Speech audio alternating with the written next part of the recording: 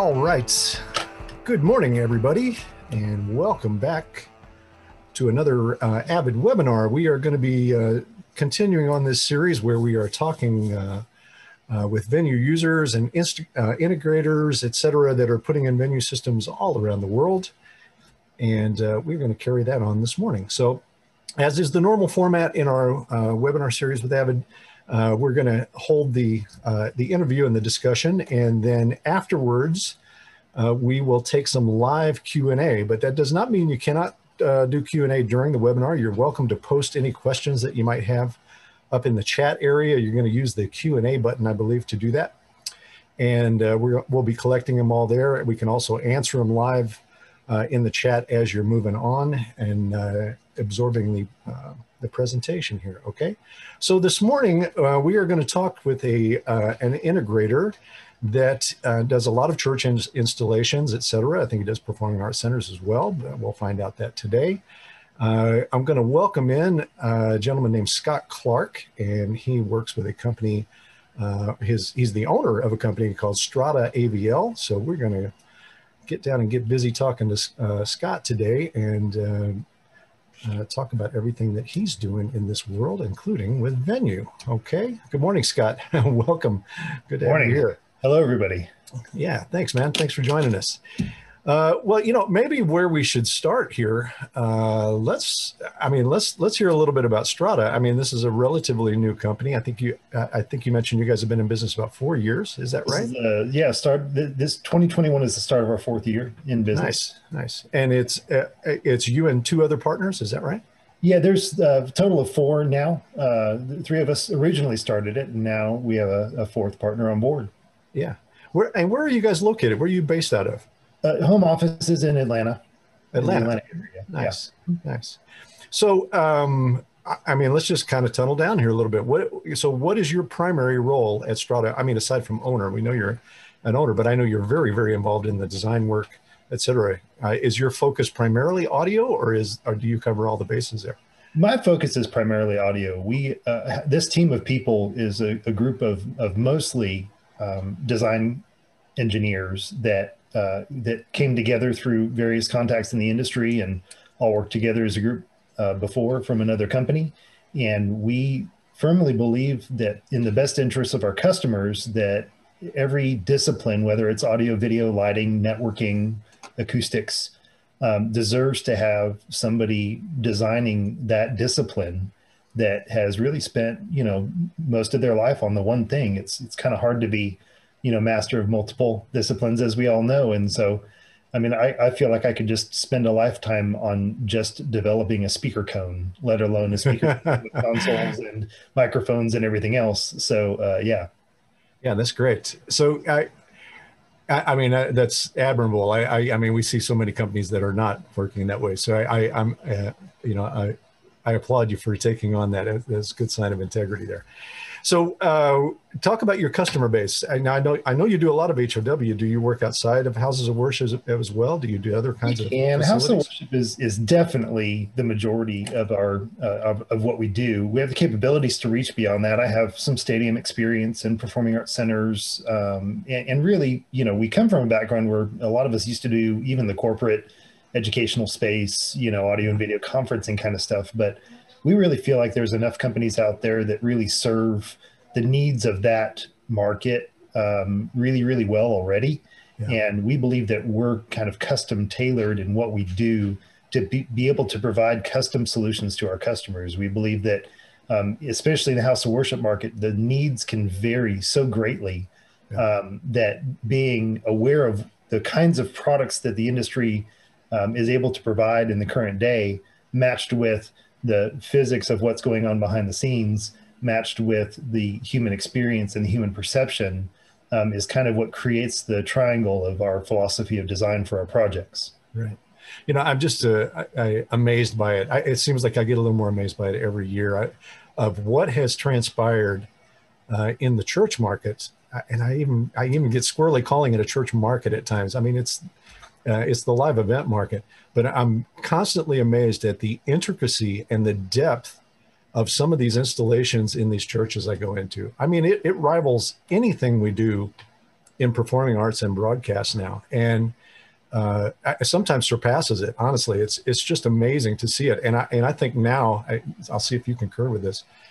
Now with the whole push for streaming, I mean, everybody's a broadcaster now. Everyone is a broadcaster now, including these facilities. So, you know, streaming is with us to stay. So now we're going to have to deal with all the technical demands of that as well. So have you seen that kind of impact in your designs, et cetera? Yeah, absolutely. And of course, you know, once the pandemic hit, there were so many people, you know, wanting cameras and streaming encoders and the like that, you know, the industry ran out of product fairly quickly, actually. And it was man, I'm telling you, there was a blackout on web cameras there for a period of time. But I think, you know, a lot of it has to do with the change in culture too. And, you know, where a lot of people are introduced to churches first by watching a stream during the week instead of attending physically. Even before the pandemic hit, that was starting to happen. And what we've seen is a big shift in culture where, you know, before the era of smartphones and everyone on the internet, you know, all day long, every single day from their device, the Disney style of broadcast messaging, you know, hey, come in and see us, and then we'll take it from there, used to work. I think the challenge nowadays is that everyone's really tired of being commercialized because that they're facing that all day long on their device. And I think people are really wanting to be something bigger than a part of themselves in a part of a bigger story. And I think that leveraging technology to minimize distraction and maximize focus in a space, in a live performance space, so that you can communicate a message effectively is really critical. And churches are finding that out. And so they're more interested in how do we create the experience from an interior design perspective, from a creative perspective, and all of that kind of speaks to how technology can then be implemented in order to support those things to create that experience. You know, I think it's a really interesting paradigm what's happening here right now. You know, on the one hand, I mean, I'm old enough to remember going to church, and if you couldn't make it to the service, saying to someone, "Hey, pick me up a cassette of the service and bring it home to me so I can check out the message," right? I mean, I'm old enough to remember that. Well, today, I mean, that's completely flipped on its head, right? Where we're in a situation now where you can watch the service on demand. It's like you don't even have to tune into the broadcast. They're going to repost it for on demand. You can watch it at any time.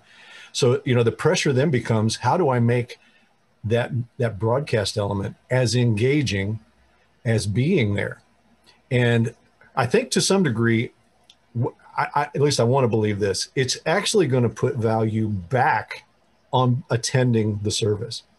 Like all of a sudden, actually being there and experiencing it in the moment is going to become a good thing. It's going to become an attractive thing. People are going to want to do that. I think we're going to see that in concerts. I think we're going to see that even in sports, et cetera. You know, for as good as the broadcast element it is, it puts value actually on being there, because that's the unique part now, right?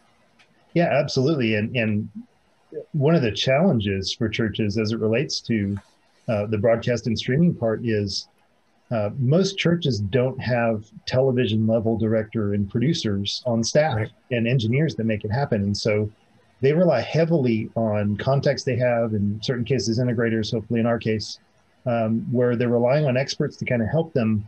And I think that when you're trying to communicate that kind of message for that period of time, one of the challenges is being able to understand the psychology of somebody watching a screen, and, you know, how often you take the next camera shot, and do you stay in one place or do you flip to different shots around the room? How distracting is that during different times in the service?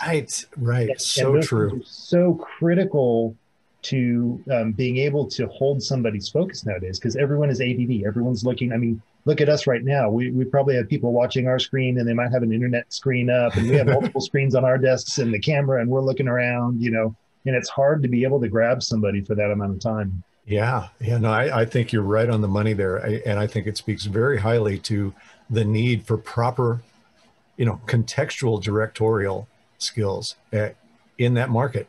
And I've said this for a long time, even when we go back, kind of pre-streaming, et cetera, even with audio, it's like, I can remember talking to many church senior leaders about this. It's like, look, you've got to treat audio with a little more kind of respect here in terms of its impact on your listeners and your congregation when this is going on. This is not a janitorial process. We don't just come in and flip on the sound.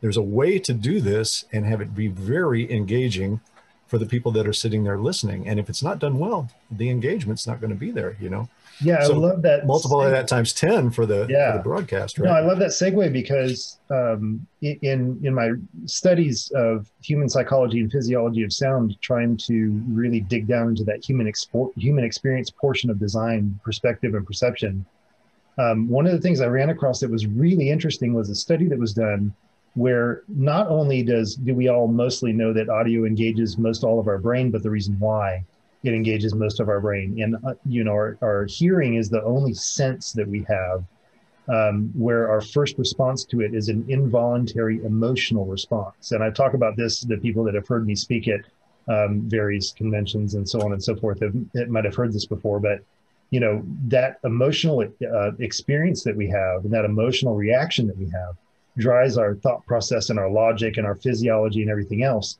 And audio is the only thing that does that. Video doesn't do that. The sense of touch, it doesn't do the same thing that audio does. And one of the things that I think makes it a harder pill to swallow is the guy behind an audio console is only part of the equation. If I design a lighting show and I point the light and give it that intensity and that color, every time I hit the button, that light should go to the same position with the same intensity and color. And in audio, the sound guy behind the console, the engineer, doesn't have control over what the source is giving him. And typically that changes. In fact, it changes most all the time, every second. Yeah. And so we're in something where we're trying to control something that is extremely important to humans and the human experience. Yet a lot of that depends on how consistent our source is, and the fact that we're having to constantly make adjustments to make it. And also how nimble that mixer is. I mean, in terms of being able to recognize it and adapt and adjust for it, right? That's the skill, right? That's the skill. Not how to route on the console. That's the skill. Right.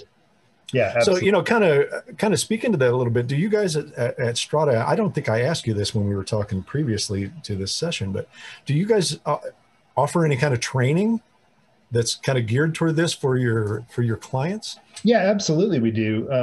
We always definitely offer first use support, and our training is before that. And so typically we like to at least get a rehearsal. And now with obviously virtual sound check capabilities, training is a lot easier. You can go a lot deeper because you don't have a kick drummer hitting the kick drum 200 times on quarter beat note. The split's getting tired now, and it's not the same as it was in the beginning, right? So now you can literally have their band come in, and as long as their monitoring is good, you can get your levels set, get their ears good, record a session down of a couple songs, and then they can all go home, and we can now train on how to really engage the front of house mix. Right. I think what you touched on there is so important in house of worship, especially where you're trying to create a worship environment.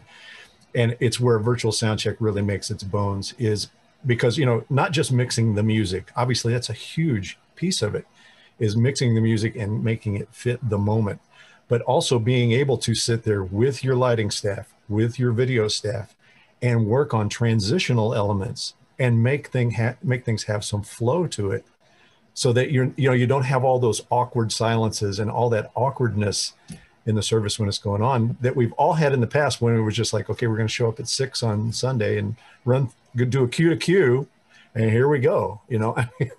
There's a lot at risk there. Yeah, the pandemic has even exacerbated that a little bit in terms of it's harder to get together for rehearsals because people couldn't gather in the space. Right. And they wanted to limit gatherings, including the band gathering in the space. So being able to either use older material to help generate the mix for Sunday morning, or if you have, typically churches will have musicians trading out, so you'll have different singers, different band members, drummers, so on and so forth, and being able to kind of bring those things up to the forefront in the mix, I think, to get prepared for a fast Sunday morning is definitely critical. Yeah, yeah, yeah. Well, this is all a really great discussion. I mean, let's take a look at this in the real world a little bit.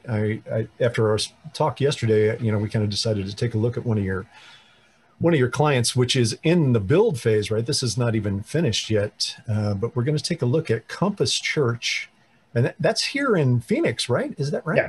Mm-hmm. It is. Yeah, I was going to say, I know I see Matt Lawrence in the room here, and I know this is your church, right, Matt? So maybe I'll just invite you into the conversation here, Matt. Why don't you come in the conversation here, because I know you've been dealing directly with Scott on this deal and this build out. Maybe you can provide some insight to this as well here. This might be kind of nice. Thanks for showing up here today. I appreciate it. Yeah, absolutely. So yeah, this is my home church here in Arizona. From where I'm sitting, I can probably throw a stone that way.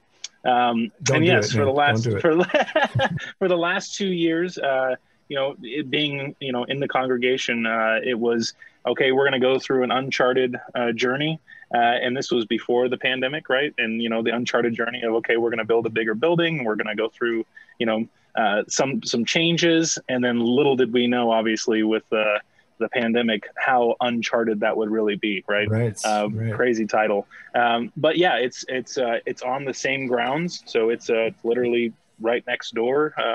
And it's a 2,000 seat congregation where, yeah, it was basically from a blank slate. And the idea is the engineer, Tori there, wanted to put 3 S6Ls, one for front of house, one for monitors, and one for broadcast. And I think that, Scott, we kind of together learned as the broadcast, and you guys were talking about where that lands. Avid obviously has the S6 and S4, but we also have the S6L and the, all the Ls, right? And what that looks like, and why would you want that particular desk? Right. So, well, we're going to go down that conversation here. So, let's start at the beginning here a little bit. I'll leave it there. Yeah. Yeah. So, I think one thing to note is that the church was searching for an integrator and actually chose us before I even knew Matt existed. Well, that was going to be one of my first questions here is like, how did you guys meet? How did you, I mean, let's back up just a little bit and talk about that process a little bit of how the church chose you guys as an integrator, and then we'll come into venue land there.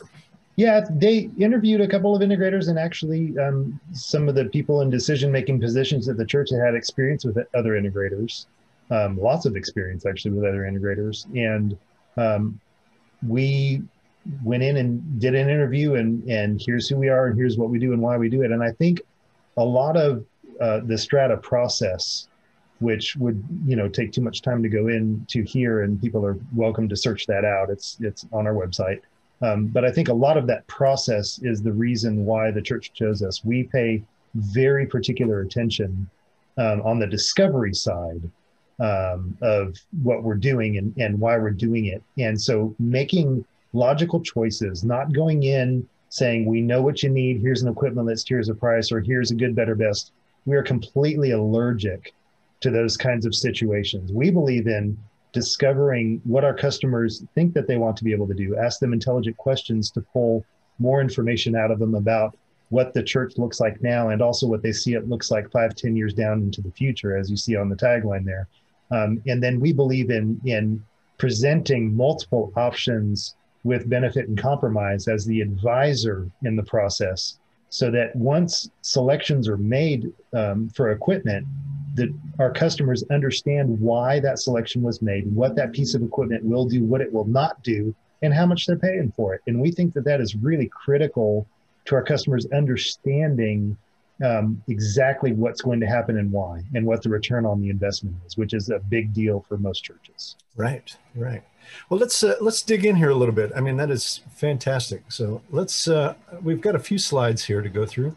So this is kind of a bird's eye view of the floor plan, right? So yeah, maybe, and we don't have to go into this in great detail, Scott. I'm just trying to put some context on this for people here of what is in play here. So it looks like you got a nice fan-shaped room there. I think Matt said it was about 2,000 people. Is that right? Yeah, 2,000 seats. Yeah, yeah. Yeah. So, and this was a build from the ground up, or this was an adaptation? No, this is a ground up build. So starting digging in the dirt, and one of the critical paths for us was working with the architects. They already had somewhat of a shape of the building, and actually the architect said after working with us further that he would have rathered that he was able to get us into the process in designing the shell, because for some acoustics reasons, if you can change a little bit of this or a little bit of that and get a much better acoustical result, he was actually really looking forward to a project where we could be in from the very beginning. But we were able to speak into some of the interior spaces. Yeah. So changing up the backstage a little bit, the rack locations. There's a little bit of a studio space and a studio mix room, the control room, which is under front of house, under the stadium seats in the back. Some of those locations, how many people are going in those locations? What are those people doing? How much room do those, the furniture design? There's a lot of questions that have to be answered to do this properly, we feel, that people don't really understand until you go through the whole process. Yeah. So I think they're very fortunate that you guys are involved in the build from the ground up. It's so, it's just so important to have the integrator, especially because you guys have people on staff that have acoustical background as well, right? Yes. Mm-hmm. It's so important to have those people involved in the process as early as possible. Yeah, I'm primarily audio and speaker system design, consoles, that kind of thing, infrastructure. And then we also have a gentleman that works with us that has a degree in acoustics, and that's all he spends his time doing. And that goes back to what I was saying before about having absolute experts in every single discipline. As audio guys and speaker design guys, we know something about acoustics, but we don't spend our whole life on just that. And so, our focus is in electroacoustics, right? Not necessarily, acoustic fundamentals in building design and in spatial design, right? So, right. So let's kind of dig in here a little bit on how you ended up choosing Venue. And I will just come right out and say it. From what I understand, you guys are a huge supporter of Venue. You guys are a big proponent of this. And I think you did this, just correct me if I'm wrong here. I think you guys went through the vetting process for console choices, not only just for this church, but to find the platform that you were going to promote going forward. And I was really impressed with how much or how deep the vetting process was that you went through. Can you kind of describe that for everybody a little bit? Yeah, absolutely. I'll describe that first and then talk about how we arrived at this decision with Compass. So, again, like I said before, we definitely, we are all about choosing the correct product for the correct situation. And in order to do that, you have to be fully aware of what the capabilities of products are and also what the cost impact is of those products. And I had the opportunity to actually pull in 5 different manufacturers into a room by myself. And that room was about 450 seats, very well absorbed. And I used just 2 point source speakers on sticks for a left, right, and a subwoofer so that I didn't have to worry about destructive interaction between different speakers in a very well absorbed space to try to take out as much of that part of the equation as possible. Sure. And I was able to set up 5 different consoles and run for 2 weeks. I was able to run mixes and tests using up to 48 channels of actually church generated from the stage, tracks, stuff that has to be worked on, stuff that's not studio perfect, stuff where you really have to use EQs, gates, compressors, filters, everything up to effects. And it was really interesting to experience the difference between just playing 1 or 2 channels through a console or being 2 different consoles with 1 or 2 channels and spending 2 weeks putting together a 48 channel mix. And for me, the definite clear winner in terms of mix bus and mixing space, as I would call it, was the Avid platform. Unlike Venue, because a lot of guys know Venue, and I used to mix on Venue, and yes, I'll go there. I feel like S6L is a whole nother console manufacturer. It's such a giant 180 from, Venue was great for its time and what it could do, but if anyone had used anything, more current since Venue, they would think it would sound better, and I could understand why. Well, and I think we always felt when we were putting together, that we really wanted S6L to be an extension of Venue operationally. But right. we knew in terms of sound quality, we were going to go completely way out on the horizon in terms of next generation audio quality. I mean, that was the underlying goal there for sure. What that experience did for me is the way I try to describe it to all of our customers and potential customers is that I feel like as a mix engineer, which I mix every week, I feel like as a mix engineer, the Avid platform has a really big natural space. There's a depth, there's a width, there's a height, and every single element that I add to the mix has its own place in that space. Yeah. And I don't feel like any element is competing with another element in the mix. And that's where I think Avid really stands out. And then you combine that with the new UI and the ability to have multiple touch screens with multiple different channels being selected at the same time. We got away from the mouse, the Venue stuff, the new S6L stuff, everything is a touch of a button away. And as we talked about, that's critical in a church scenario. I'm sure we'll go there. But, as that relates to Compass, they actually had been on the Venue platform and they were looking to go actually a different route because they hadn't been in front of S6L yet. And so we kind of tossed out, here's the benefits and compromises of each platform as we have installed them and what our customers have decided.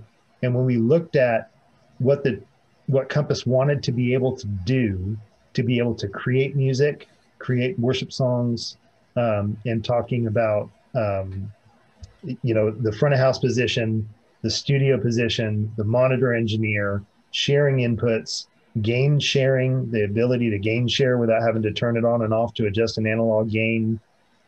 All of those decisions, Avid easily won out after a demo that Matt did at the church as the clear selection for this situation.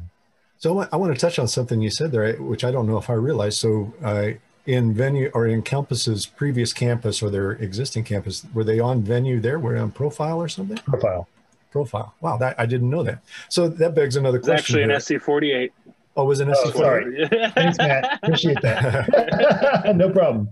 So do you think the operational transition was eased a little bit by going to S6L when people were coming from SC48 up to S6L? Did that ease any fears? Absolutely, of course. Obviously, if you're used to the Venue setup, then the computer screen mouse section looks almost exactly identical, right? And so there's definitely some comfortability in that. But again, what's interesting is as I see people that move from Venue to S6L, they actually, even though they were used to being on a mouse more, they actually get off of the touchscreen and the mouse with S6L, and they actually start going back to the analog days where your knob's on the console. Yeah, that was certainly our goal by putting that many encoders on there. If you wanted to get back to a very analog-ish workflow, you could do it very easily on S6L. And I think in church, there's not even a question in my mind. I started to touch on this, but in a concert venue setting where you're doing an hour and a half, 2 hours, 2.5 hours worth of music,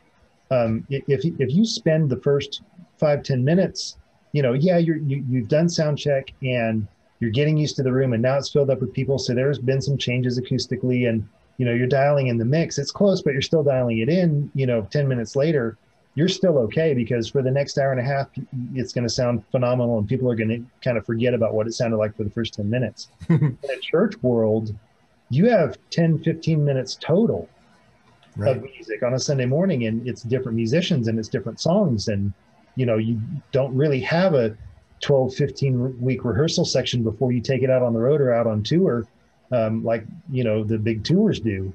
And so the ability to get to what you need to get to as quickly as possible and maximize the efficiency of your time behind the console in that first 30 seconds is gigantic. And so moving to this kind of workflow with the encoders, how they're laid out, the user layers. I mean, I do user layers where I might just change 2 faders and leave everything else the same, so that I know what's coming up next and I have quick access to that, but I still keep everything where it is.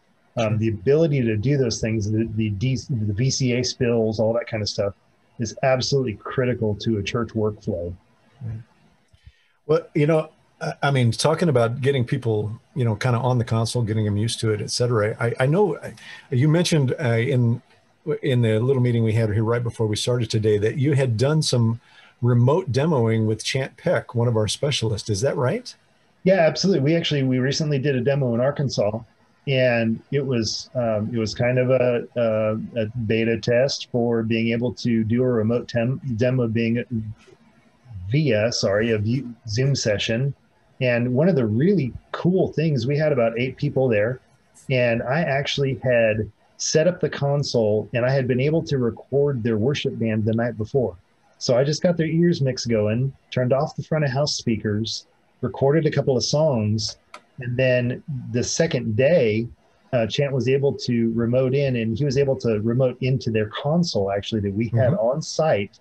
And they saw him, with the mouse on their console, showing them, here's where this stuff is. And we built a mix and demonstrated the console.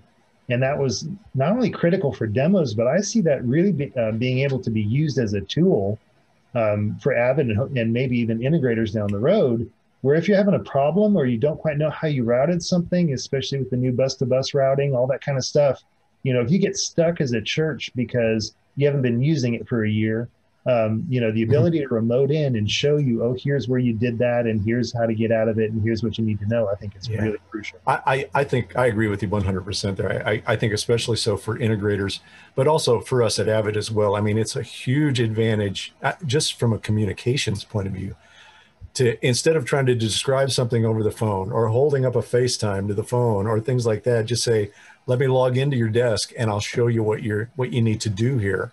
Especially like on a Sunday morning at 6:30, being able to call the integrator and go, we can't get audio to come out of the console.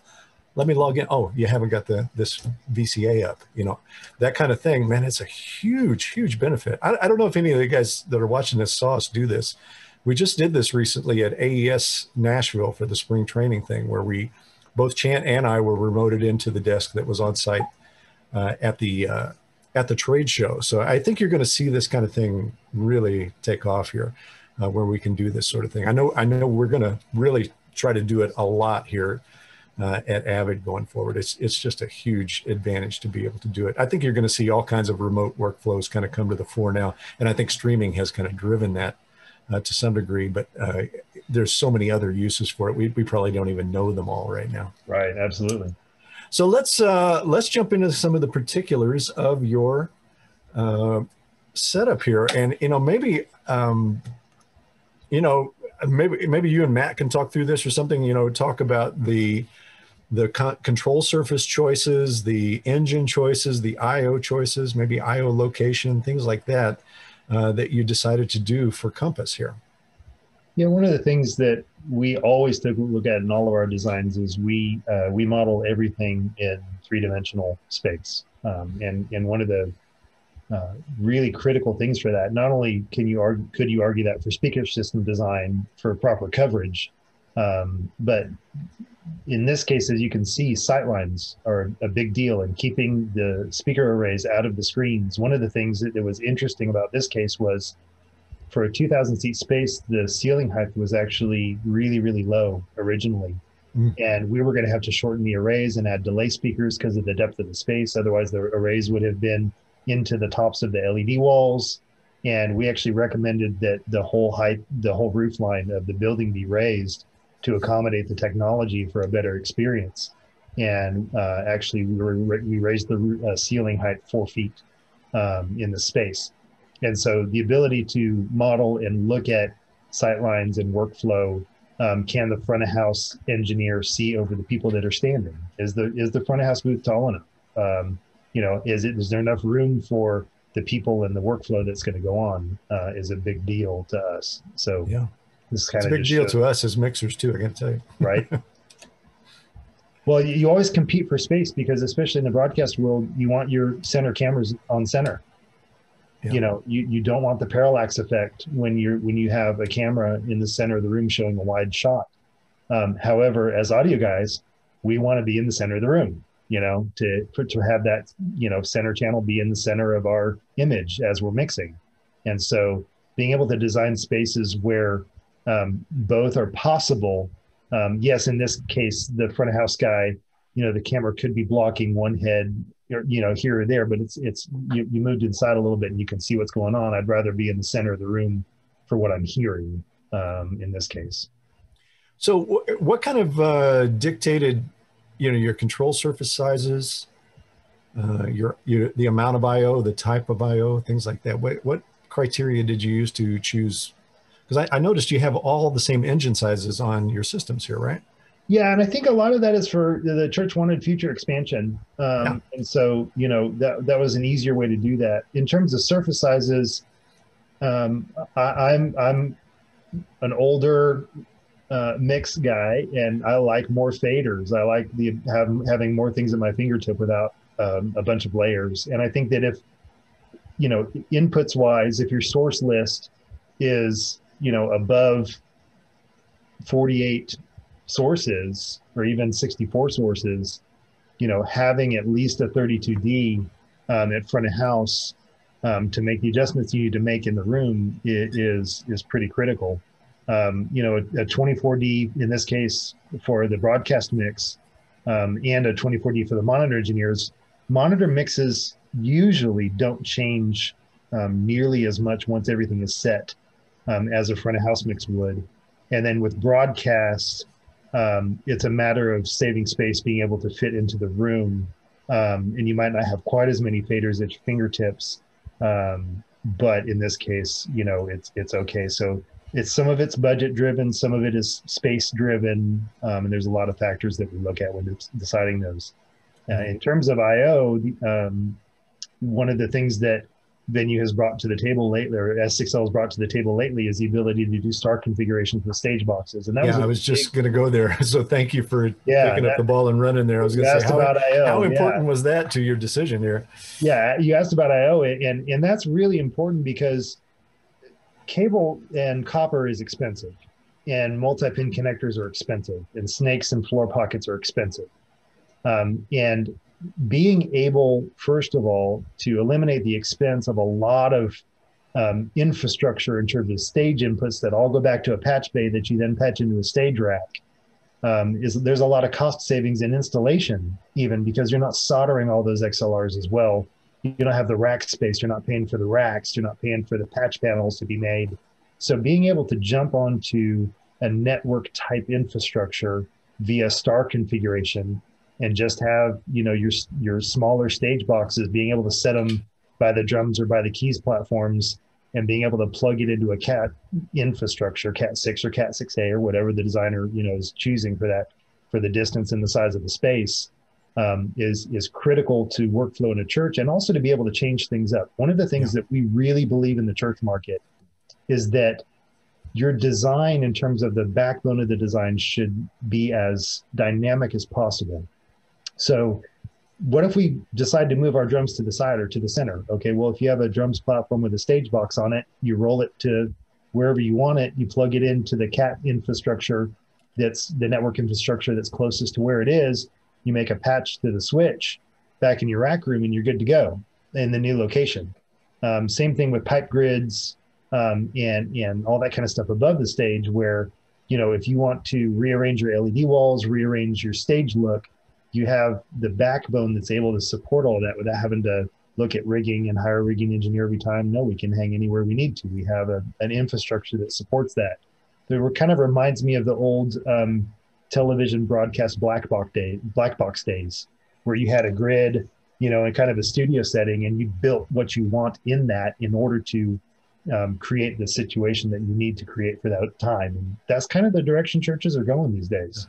Yeah, it's interesting. I think it's easy at times to kind of dismiss the savings that come with a good infrastructure there, especially in this situation. But boy, you start aggregating all the savings in terms of cost and time, and it becomes very real. I mean, that is a significant cost. And if you can present that to your client in those kind of terms of, time savings, cost savings, reliability, it kind of becomes a no-brainer. I mean, just to do it,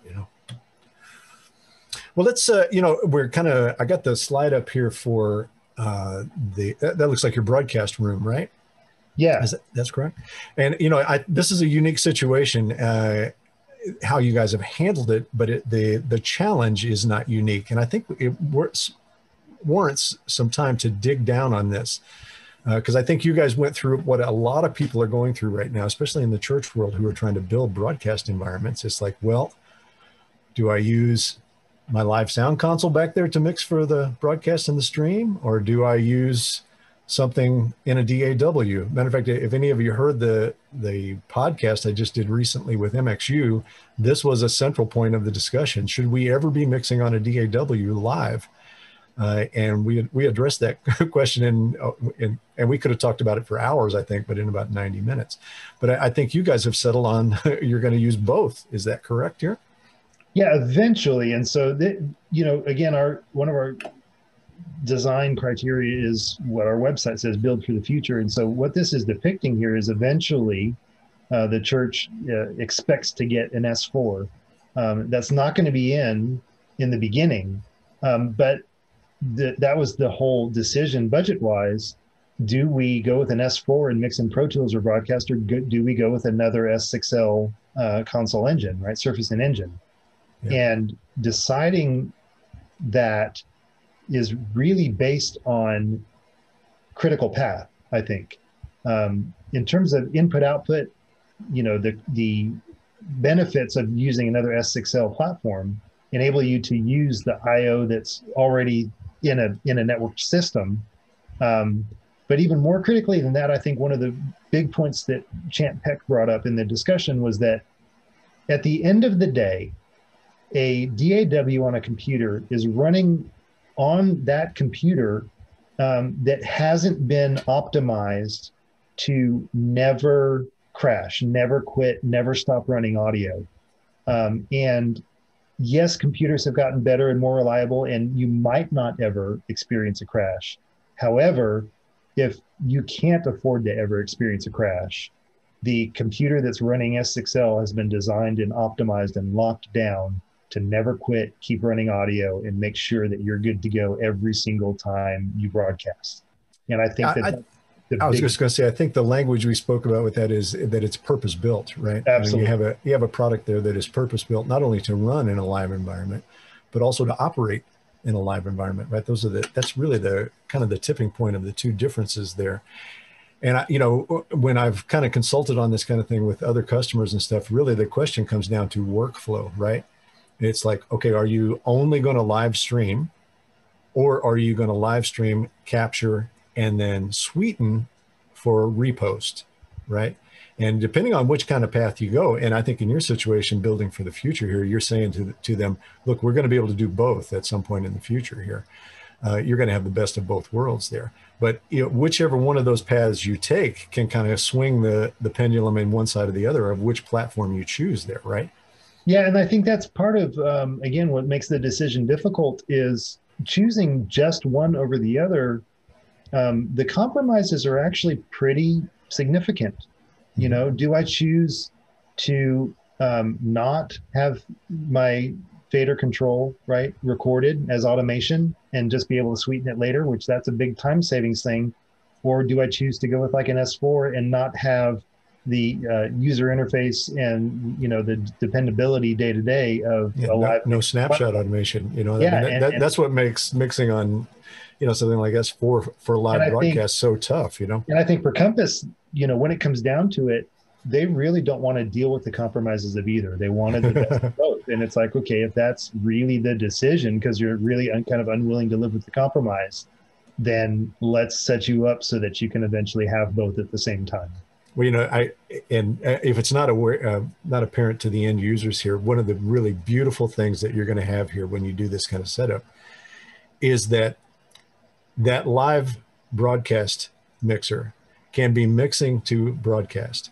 And at the same time, because you're capturing to Pro Tools, you could be capturing to Pro Tools and building the Pro Tools mix on the S4 at the same time, right? Because that Pro Tools system that you're capturing with is going to be the engine for the S4. Right. Right. So, I mean, there's a lot of really, really good going on there in terms of workflow. I mean, talk about efficiency, man. I mean, you could have a really, really efficient workflow there. Absolutely.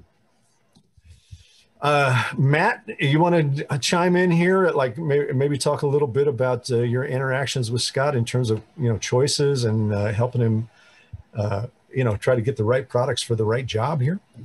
Yeah, absolutely. So I think to go back a little bit, as Scott said, he was working with the church prior to him and I actually meeting each other.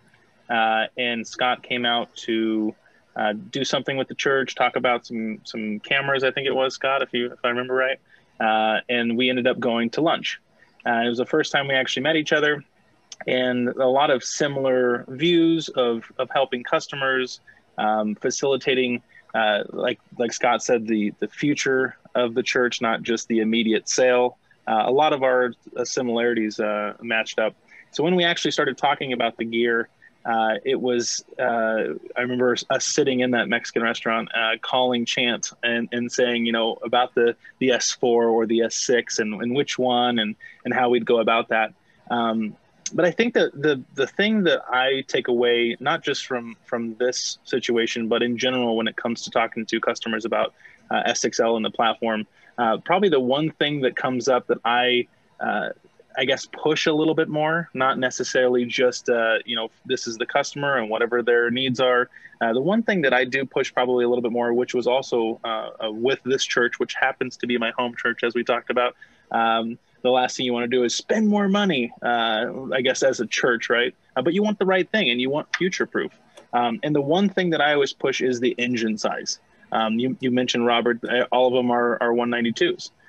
They actually, if I remember right, we're trying to go with 144s, which we all know, same, sound and awesomeness. But as far as going from future proofing, especially if you're tying the three systems together, we went down this whole road, the idea of being able to capture, the full amount of inputs and the full amount of outputs, you can't go back, right? You might be able to get a bigger surface. You might be able to add IO. You might be able to do these, but when you're in the engine, you're locked. Right. So there's always this, and that's always my pushing of, let's make sure we go to this next. And I actually had one of the head guys at the church hit me up and say, are you sure we really need this? Like, yeah. Matt, you're part of the congregation. Is this really what we need? And so that's where I think coming as Scott being, an owner / user and, me being an engineer / sales manager, there's this constant, how do we help you facilitate getting the best thing you need, but also getting the thing that you might not know you need later on down the road. Yeah. It's one of those, it's kind of counterintuitive at times, but it is the driving force behind the platform concept for S6L, where, you can take something like the engine and say, okay, I'm going to future-proof our system by buying the biggest engine, because now I can change control surface, I can change IO size at will and still have the most powerful system available to me, or expand to the biggest, most powerful system at any point. By contrast, if you were to compare that to, some of our competitor manufacturers that have the engine built into the surface, well, now if you didn't buy the most powerful piece of that, you're going to have to change surface and engine, et cetera, in order to upgrade that system and expand it going forward. So here, Scott's, I think, made the right choice here, certainly, by putting the most powerful engine in, and then you can change out control surfaces and IOs to your heart's content on any one of the components of this system and rescale it, So I applaud you for doing it. It's what I promote to people all the time as well. Don't skimp on the engine, spend your money on the engine, so great stuff. I'll do one more thing with Scott and I think the coolest part about kind of the reason, one of our marketing manager came to me and said, hey, who do you want to get on? What would it make sense? And I think probably the coolest part about Scott and Strata is the idea that, he is the owner, coupled with the user, coupled with the really wanting the best for the customer, and that kind of the trifecta of especially when some of the churches come to an integrator and just say, you know what, I really don't know. I know we need the best product. I just don't want to get taken advantage of, and I want to make sure that I'm told the right things. And when Scott and I had our lunch, it was pretty much I want to do the best thing for the customer, and I know that in the end, I will be looked after. And that was when I was like, okay, that's it. So kudos to you, Scott. Thank you, sir. Well, Scott, I mean, I guess we can go down one more level here if you want. I don't want to tunnel in too deep on what you guys are doing here. We really were here to talk about your choice of venue and how you came across the line and are going to promote it going forward. But one of the things you're doing here that's unique, and obviously you're not going to be able to see it in this level of detail. I put this up here just as kind of a menu item to drive the conversation. One of the things that one of the challenges you ran into was dealing with high density Dante with Venue and how to get, multiple channels of Dante being able to be transported anywhere into the system, et cetera. And you came up with a really unique solution. And, it's one of those things that, Dante's, a, kind of a fixed platform, by Audinate, et cetera. And we certainly, are always encouraging people, if you can use third-party products to make this sort of thing happen, my goodness, go right ahead. That's part of what system engineering is all about. But you came up with a really unique solution, I thought, for dealing with Dante distribution. Can you describe it for us? Can you kind of walk us through it? Yeah, absolutely. I think that, when you use Dante through a stage rack, one of the things that is, one of the challenges with that is that those inputs into the stage rack, whatever they are, they're available at all three consoles, yes. But if microphone 1 is Dante input 1, then Dante input 1 can't be anything other than microphone 1 at all three consoles. It's not discrete. And so because they share, that sometimes limits the capability of being able to do different things in different spaces, because sometimes you don't need at monitors what you have at front of house, and you don't need at broadcast what you have at monitors. And so being able to have discrete inputs and outputs, same thing with outputs, right? So being able to do discrete with Dante, I think, is a big deal, especially in terms of flexibility and functionality, which is, those two things we're always looking at when we design systems. And so in that vein, what I decided to do in this situation is use MADI cards in the engines, which gives us 64 channels bidirectional discrete audio in and out of every single engine and surface system. And then what I'm doing is I'm taking those MADI cards to a MADI card in another frame. And that MADI card, the really nice thing about it is it's a 128 channel MADI card at 96K. And what that allows me to do is it allows me to, in one card, in a third-party frame, take two S6L engines, 64 channels bidirectional, and now I have all 128 of those channels in one card. And then I use a second 128 channel Dante card at 96K. And now I've got full discrete bidirectional 64 channels of Dante via MADI in and out of each console surface pair. And another thing for the people that are interested is there's a lot of Dante products that aren't doing 96K yet. Sure, ULXD microphones are a prime example. I would love for them to be able to get onto 96K, as probably a lot of people would, but we're just not there yet. So what do? Well, this third-party frame actually has a third card slot. And so I'm using a third or a second Dante card in the third slot running at 48K because this frame also happens to have sample rate conversion on every single slot. And so it gives me a really unique way to get a lot of flexibility through S6L in and out, and also be able to up convert and down convert Dante between 96 and 48K at the same time. Right. Well, I'm sure if listeners are wondering how you do that, am I okay to promote them to reach out to you to see how you're doing that? Absolutely. Yeah. So, go to the Strata website, and I'm sure there's ways to get in contact with Scott there. If you want to reach out for how he's doing this, how he's accomplishing it, maybe you can pull it together. I thought it was a really, really clever way to do it and have it be almost infinitely nimble there. So it was really cool. All right. Well, I think we're just about coming up on the hour here. So maybe we can pull off for some questions here. Chant, have you been gathering any questions in the background? Maybe we'll have a few listeners.